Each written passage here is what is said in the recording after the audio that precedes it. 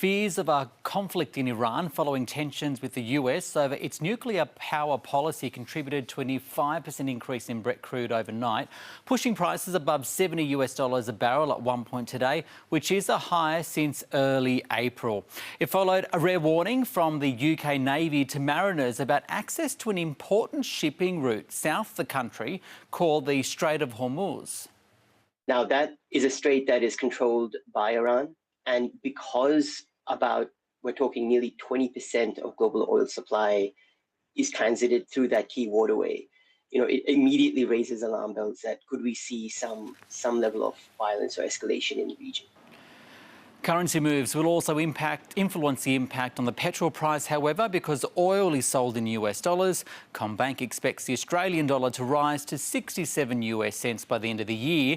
Right now, it's a little over 65 US, and it comes as economists at Westpac added 2 more official interest rate cuts to its medium-term forecasts, taking them down to 2.85% by May next year. The Aussie is also lower across the other major global currencies. On the share market, the miners fell today while tech stocks rose. Monash IV climbed after its CEO resigned in response to a second embryo mix-up this year. And luxury goods retailer Cettire tumbled, warning of weaker demand in the US. So all up, the ASX 200 fell by the end of trade, down 0.3% after closing at a record high over the past 2 sessions. Still, the market is up just under 17% since the April low, where the black dot is on the chart. Despite the recent run, the Council of Financial Regulators, comprised of the RBA, Treasury, banking regulator APRA and corporate watchdog ASIC, issued this warning today that despite a recovery in riskier asset prices, financial markets remain vulnerable to further shocks in the current international policy environment. It would appear many US companies are not passing on price rises to consumers triggered by Donald Trump's tariff policies. Inflation rose by a less than expected 0.1% in May to be up 2.4% annually. They either stocked up, they're figuring out how to absorb some of it, or they understand that consumers have had it with inflation, and so there's a big risk to passing it on. President Trump applauded the data on social media, calling for the US Fed Reserve to cut interest rates by 1 full point. I think we are going to get rate cuts. The question is, in the US, the question is when. The markets are pricing in potentially up to 5 interest rate cuts this year, later this year and next year. The Fed meets next to discuss interest rates next week.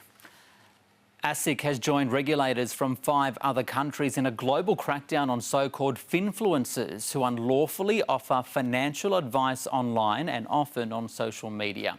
Together, they issued warning notices, took down websites, while some arrests were even made. Concerns lie with finfluencers positioning themselves as so-called trading experts, often promoting high-risk, complex investment products without a licence. Sometimes influencers set out not realising that what they're doing is actually considered to be financial advice under the law and requires a licence. That's why this action that we're taking is so important. So we're going out publicly with a warning to all finfluencers or influencers that if you're giving financial advice, you need to be licensed or you need to be authorised by a licensee.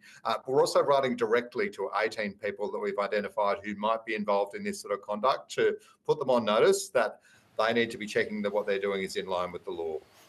ASIC says 41% of young Australians seek financial information or advice from online sources like social media, including finfluencers. And after 5 years, Virgin Australia has today recommenced long-haul flights. VA1 QR8400 took off from Sydney mid-afternoon, bound for Doha using a Qatar Airlines aircraft. It follows a strategic partnership between the two, which saw the Middle Eastern carrier take a 25% stake in Virgin, which it claims will inject more than $3 billion into the economy over 5 years. Catalina, it comes just 2 weeks before the airline is expected to relist on the ASX.